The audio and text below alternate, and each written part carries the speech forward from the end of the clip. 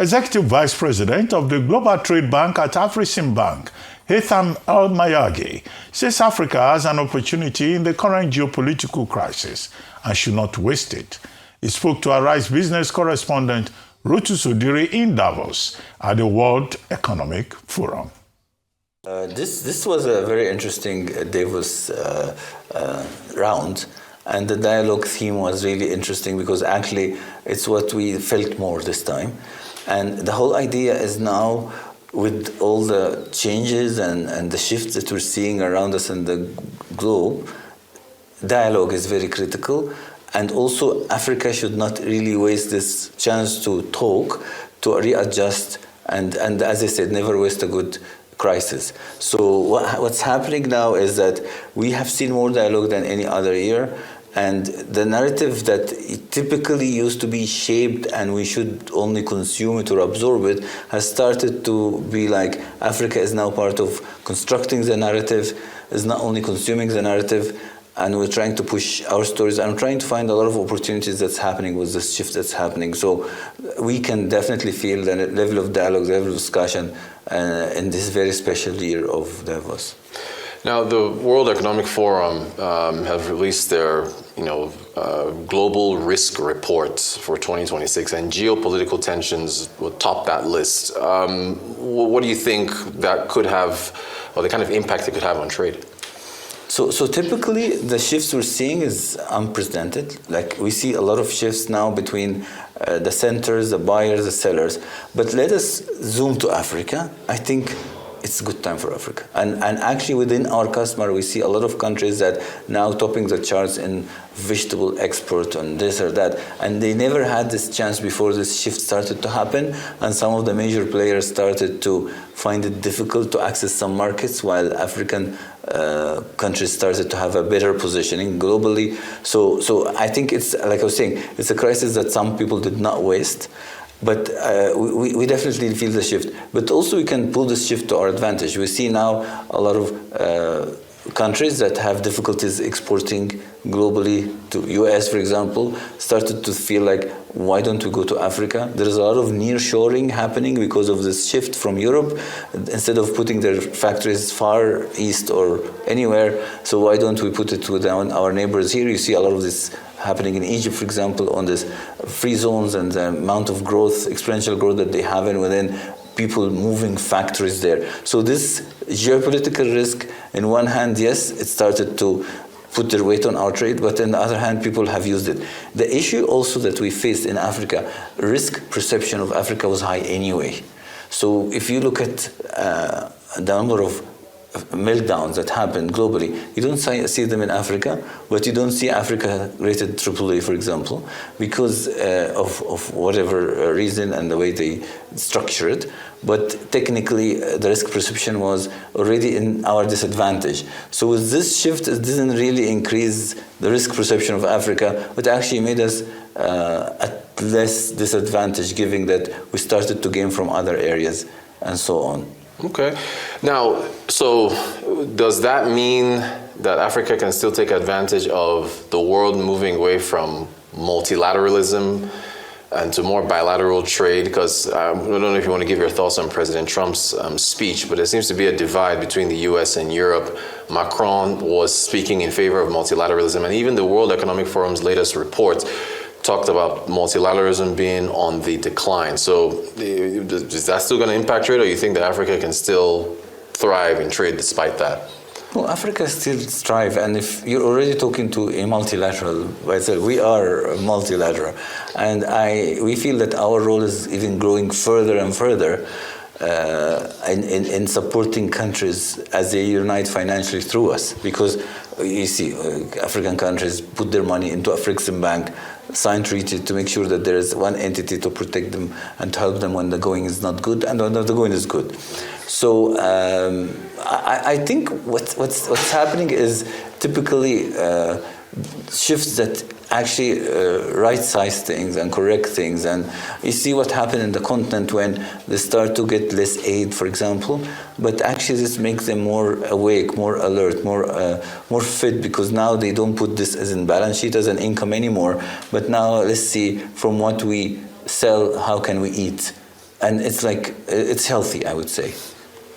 All right. Now, to boost intra-African trade, it's something that's been talked about a lot. Afreximbank is, doing its part to try to boost intra-African trade. Does it come down to infrastructure like ports? With that, if we had more ports around the continent, what do you think is going to be the catalyst for boosting intra-African trade? So two big themes. One theme is, if we want to get this right as Africa, let's not think that we have 1.3 billion emerging market. We're competing with the 1.3 billion Chinese, 1.3 billion Indians. The only difference between the three of us is two of us have blueprints, one blueprint written by one central point, that they're all singing the same song within this blueprint, while we have different countries.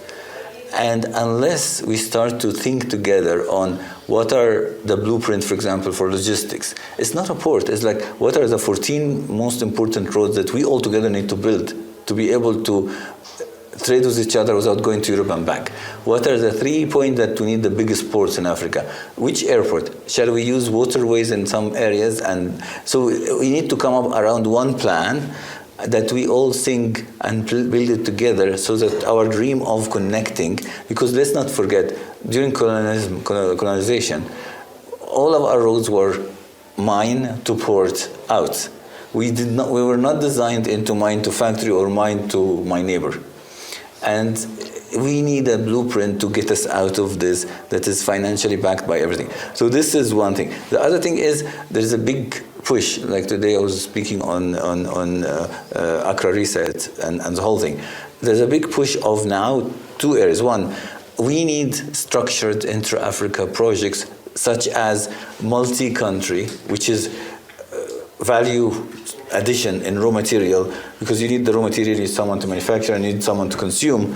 How can we do a comprehensive story with the roads, linking it to FCFTA, weaving it into PAPS as payment system, and create a full multi-country value-added ecosystem that investment respect, so that we don't go project by project, we go as a platform that people will put their investment. And if we do this and get people like Afreximbank who anchor the investment and put balance sheet to encourage everybody else to come along and start to look at a fund, there's nothing stopping us for getting the diaspora interested also to put in and chip in for this amazing purpose of pulling Africa together in a sense.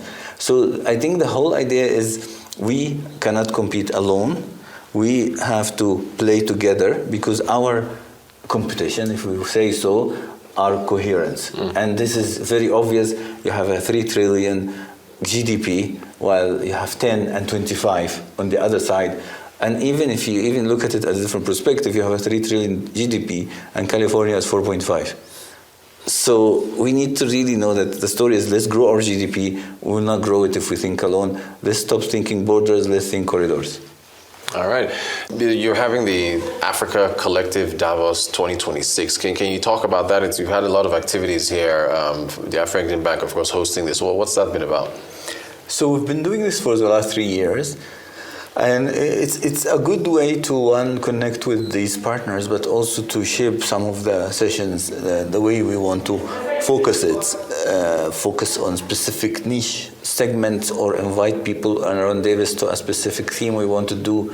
So it's a good platform for us to push this themes and dialogues and invite people and get the flexibility we need in terms of setting an agenda. We also do the same thing with WEF, and we have very strong relationship, but it's good also to have this two-way approach to our discussion.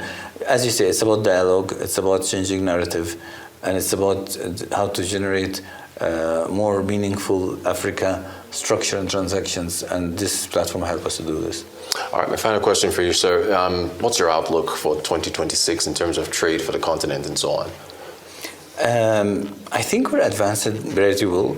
The only thing is we need a lot of Afreximbanks and multilaterals because we need to shoulder a lot. But it's progressing very well. We see more countries trading together. When we start to launch PAPS, which is a cross-currency payment between borders in local currency, it's growing exponentially because there is a big need for people to trade intra-Africa, but they're making a lot of losses between going back and forth between hard currencies that they don't need to go back and forth with. So I'm pretty bullish. We've seen when we go to our Intra-Africa fair, amount of deals that we've done that have been done in Algiers last time.